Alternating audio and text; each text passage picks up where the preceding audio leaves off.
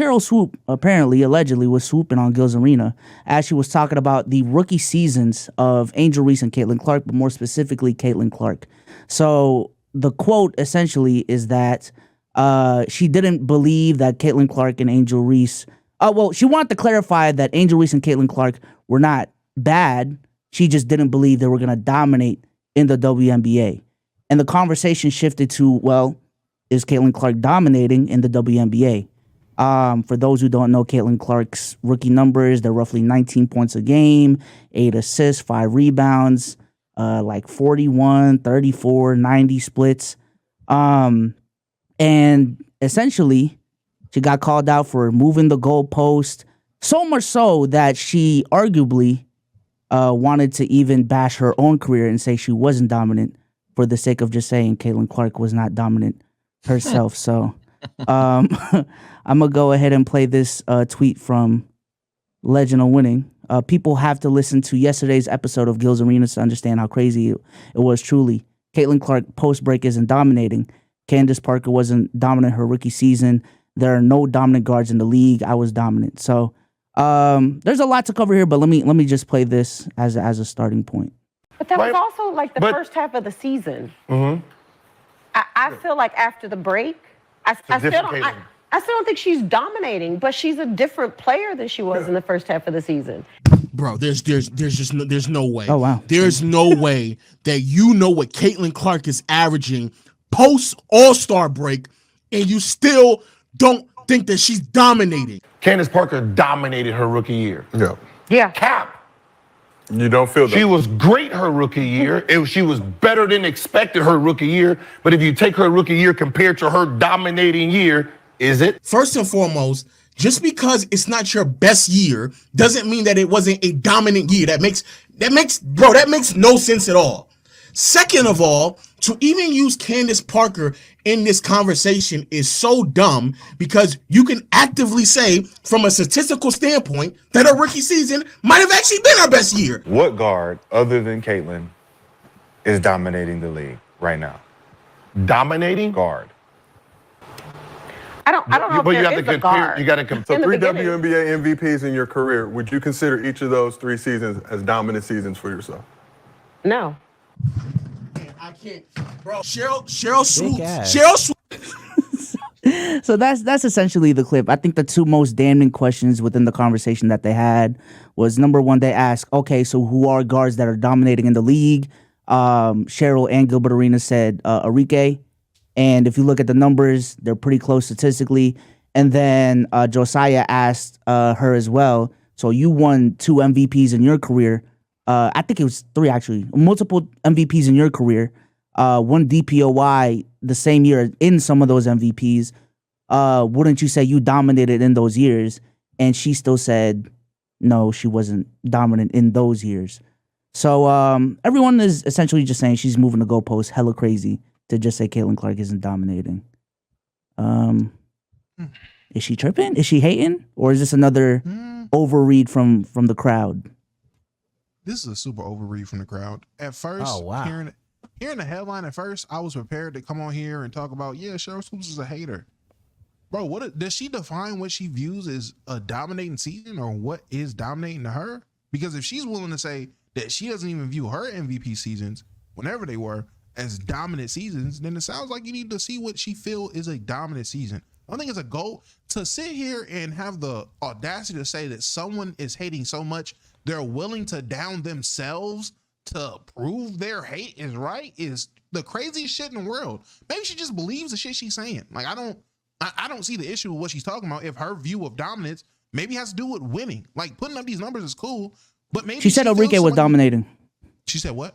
She said Arike is dominating, and she quickly mentioned Kelsey Plum in the conversation this year. Those are guards that are dominating this year. Now, if she's being hypocritical, listen, I'm super casual. So if these women are like putting up 12, but they're on first seed teams, hey, this is hate. So I got to see Kelsey's numbers. I will have to see Arike's numbers to know if she's being hypocritical or not. I don't know. So I can't tell. So maybe somebody that is well-versed and knows can tell me if she's being an asshole by using those two as an example of dominant guards, but Caitlin isn't. If Caitlin is clearly on their level, but She is. If the winning isn't there, if the winning isn't the biggest separator between those two and her, then I don't. This is a big ass nothing burger. And also, I'm gonna need listen. And this has nothing to do with anything. Stop talking so passionately when niggas heard you say some crazy shit when it comes to this women's game. Lo, you are the same nigga that said lower the rims, make the ball smaller because they doing underhand layups because the ball too big. Don't. Oh wow. The passion is crazy. That's insane. Like I'm sorry. I just felt like damn. Out of all people, Lo talking like that, Mr. Underhand layup. Oh wow. Make the ball smaller. Wow. Crazy. And yeah. Damn. Let me say this. Let me tell you who isn't swooping today. God damn. Okay. That wasn't very nice. I agree, and I know Sage doesn't like this, but yeah, I am on a little gatekeeping back. Now, my brother has apologized and took back some of the stuff that he said, mainly privately. Well, really, I think exclusively privately, which is convenient because he was in that space with people. But yeah, me and Damo were up that night where he came into the space and we had a conversation where he talked about underhand layups and he talked about smaller balls and low on rims and stuff like that. And that's why Kevin Durant was right about Low. But that's another conversation for another day. When was that? I don't remember that. For real. It was last season. It was last season.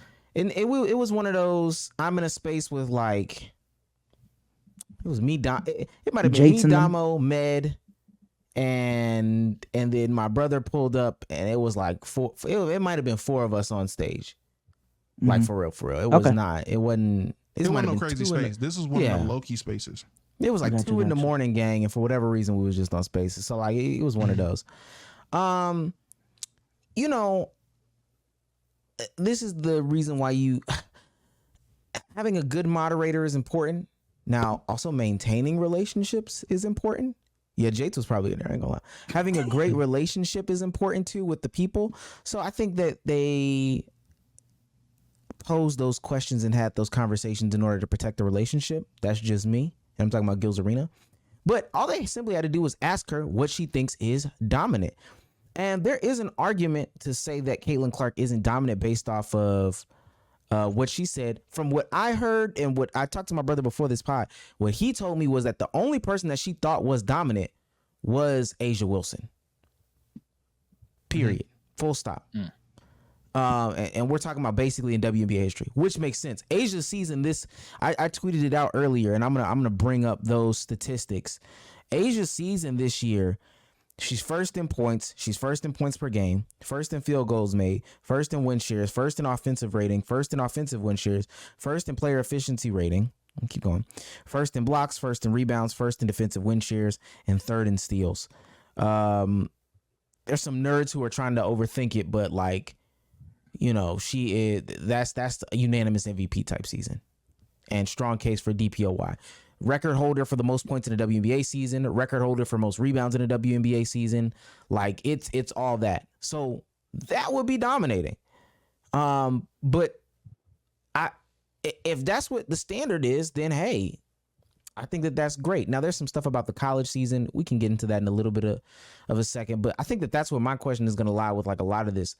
I think everybody's, you know, POV about what dominance is in basketball is a little bit different. People value offense more than defense. You know, we value Luka over here, but a lot of people would say Luka isn't dominant because dominating both sides of the ball is important. But yeah, I can see where she's coming from. And then people saying she's down in herself too. If she don't know her numbers, she don't know her numbers. Because Josiah did ask her, do you know your numbers? And we can read those in a minute too. She don't know her numbers. And she don't know them other bitches' numbers from back in the day. She just knew she was that bitch. She won. Real shit. Those other ones were lame. But that don't mean she know their numbers and all everybody's numbers. That's dick riding.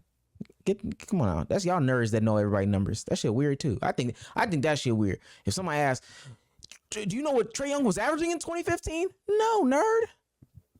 I don't think it's about the numbers though. She won MVP and DPOY and multiple. Like you don't need numbers to justify like how good you were that season. But that doesn't. If you win MVP and DPOY, you aren't dominant.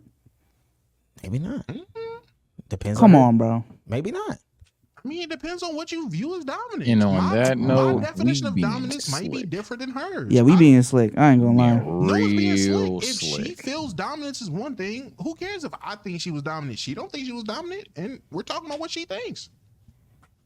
But before Sage goes, even if we're going off of what she thinks, again, like I mentioned earlier, she did mention Arike and Kelsey Plum as when Rashad asked who are guards who are dominating. She said that. Yeah, I'm gonna go listen to that because from my understanding, and this is even what again my brother told me this. The only person that she said has ever been dominant is Asia, but I'll hear that part. I'll listen to that.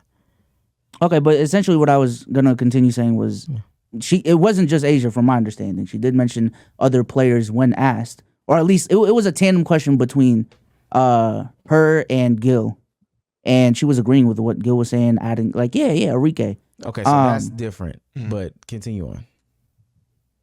Okay, but just based off of that, if you look at Arike's numbers and Kelsey Plum's numbers compared to Caitlin Clark, they are comparable, very comparable. And especially if we're just looking at post-Olympic break, which she did say even post-Olympic break, when Caitlin Clark was averaging like 25 and 9 or whatever, she still wasn't dominant. Again, for WNBA standards, I just don't know. Like that's inconsistent. So if y'all main thing is inconsistency, she was still inconsistent. Sage, go ahead. I just think we're being slick. I ain't gonna lie, y'all already know me. I feel like this is another walk like a duck, talk like a duck moment. At some point, when can we just call it? It's like the 5th time. Maybe Caitlin Clark fans just really don't like Sheryl Swoopes, but I mean, maybe they got a good reason. I'm just, again, it's just the abundance of these moments, clips, quotes, all of these things for me, where it's like, if you ain't gonna like her, that's fine. In terms of backtracking or goalpost moving, or even just sticking to the specific clip, the reason why I think we're being real slick in this conversation is if we're going for like arguably the primiest of primes, then sure, I guess. Like even like I guess a woman that, as Omar said, first in damn near every category is the sole dominant one. But then one I would ask is, can there not be multiple people dominating the game? If the answer is no, cool. I don't know how a person that gets an MVP and a defensive player of the year isn't doing that either. I just think we're having a conversation that's very much like, you gotta think about it like this, bro. Why would she say that, bro? I think niggas is trying to sound smart. Not gonna lie. Reality is, bro, she don't like shorty. That's cool. I would say if someone asks me, do I view her seasons where she won Defensive Player of the Years and MVPs as dominant seasons, I would say yes. But that's my view of dominance. Obviously, she has a different viewpoint on dominance. So I wish they would have asked her, what is dominance to you? That'd have been a better question. It's fucking that, boy. So what I got from what, because and I remember what was said, it was about scoring, and scoring was the dominating factor. Now him throwing in Kelsey Plum, I think she said it in the mid of Arike, but I think she views Arike as averaging, and Arike does average a lot of points, so that was the cosign there. But I'm not taking a cosign as her saying that. To be quite honest with you, I know people like passively cosign or whatever the case may be. And again, not saying that I think that Sheryl Swoopes doesn't have these feelings about Caitlin Clark. I think that's fine. I'm with Damo on this regard. And every time I've had this conversation, I think it would have just been better if they would have asked her, all right, lay down a plain piece of paper and write down what you think like dominance is. What does that look like to you? As stats, accolades, wins, losses, impact on the court, just eye test, look on the court. Show me what dominance is. Because at that point, I think it would have been a much more productive conversation. But leaving it up to subjectivity, and again, it's for the clip's sake, so I'm not even necessarily mad at it. Leaving it up for so much subjectivity and interpretation. We're here now where we can rah about it. But if she believes, like Damo, if she believes that being first in all these categories is dominance, then hey, who am I to tell her? Now, I don't agree, but I'm not finna go out here and say she's this, that, and the third just because we have two different opinions. Because y'all get mad when we do that in any other time.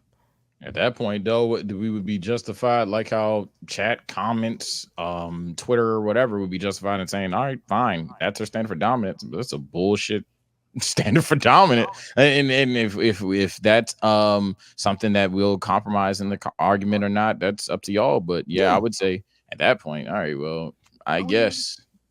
I would even compromise somebody can show me where she said before that she did view herself or in those seasons as dominant. If she changed what she said at any point in time, if there was years ago where before Angel Reese and Caitlin Clark were even a thought in NBA, the WNBA, if they're like 5-10 years ago and she stated that she felt she was a dominant player, anything like that, and now she's changing it, I will even be on everyone else's side even more. But if we've never known how she's felt about dominance, if we've never known her viewpoints, and then now she's being asked and she's telling us, I don't even think I was dominant. I was great, but I don't think I was dominant. To sit there and say, oh, well, honestly, Sheryl, that's bullshit. So y'all think CC fans are just like mad sensitive at this point? The CC fans are mad sensitive. They're 100% mad sensitive. They're over analyzing anything that she says or anything that anybody says.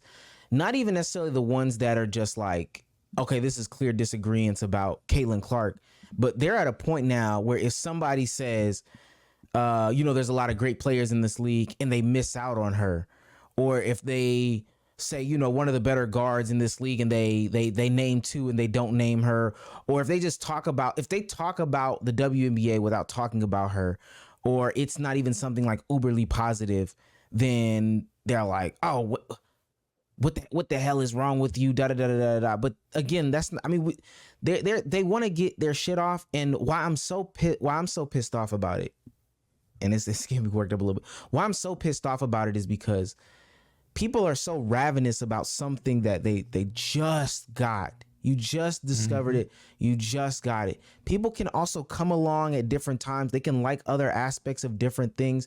They don't have to agree with you. But when you do the same things, again, meeting this fire with this fire, you claim that this other side is doing these things, but you then do the same things just on the other side of the spectrum. If I get into a space and I talk about what I like about the WNBA, or my cousin talks about it, or my girlfriend talks about it, and we talk about the fucking home team that I like, and we don't mention Caitlin Clark, it should not be the biggest deal in the world. Especially because if I pull the receipts on y'all and think and look at, and this, I'm personalizing it, my bad. But I look back at how long I've been talking about her in comparison to how long you, CC Fan 19, who is 16 years old, running a little fan account, have been talking about her. We can play Big Bank takes Lil Bank on tweets. It's going to look ugly for your dumbass who just got attached to something so you could get off some of your black woman hate behind the disguise of saying, oh, she's just swooping. No, that's not what some of this is either. So don't be on one side claiming that the other side is doing this, but you on the other side doing the same exact shit. I'm sorry. No, that's a fact. I just hate the victim mentality behind a lot of the people who are CC fans. Like, listen, I'm a Bol guy. I'm a Lonzo Ball guy. Ugh. I don't sit around. Listen, man, I like Lonzo. I like Bol. Why I gotta be all this and that because y'all don't? Why I gotta be this? Why I gotta be called? Niggas are gonna have an opinion based off the shit you like if they don't agree. That is the nature of the internet. I'm so sick of every space I go to with niggas talking about Caitlin Clark. There's always, every 5 minutes, it's not a space, every 5 minutes, a black man will come on stage. You know what? I'm not gonna lie. Well, I gotta be called Mr. Bojangles every time I want to praise CC. Like, come on, cause bro. nigga, you tap. I hear the tap dance music as you start talking about her, nigga. You rap, tap, tap, tap, tap, tap. That's why you're getting called Mr. Bojangles, buddy. I'm so sick of it. All these niggas have victim mentalities on top of it. It makes it disgusting. Basketball, going into this season with Caitlin Clark and Angel Reese and some of these other rookies, I'm mad Cameron got hurt. When is she supposed to come back? Next year? I'm mad she got hurt. This was an exciting rookie class. I did not, and maybe I'm just being naive, I did not expect it to just bring all the nastiness of what the NBA conversations were. I genuinely thought that would be a part of it, but I thought more basketball talks would have been had.